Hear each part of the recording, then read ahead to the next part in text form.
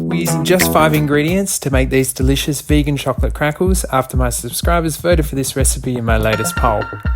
We need a cup of icing sugar, a cup of coconut, and 1/4 cup of cocoa. Add these to a bowl and mix to combine.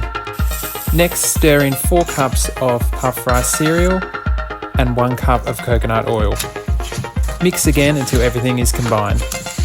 Lightly grease a muffin tray and then scoop in the mixture into each hole, pressing down lightly. Place the mixture into the fridge for an hour to chill, and then you can lick out the bowl. This recipe makes 12 large size or 24 small. A quick subscriber update. My channel's tradition is to count a food item for every subscriber I had. Last video I was on 608. I've now reached 644. Once the chocolate crackles have chilled for an hour, use a spoon to remove them by pushing down on the side of the tray. Now let's have a taste.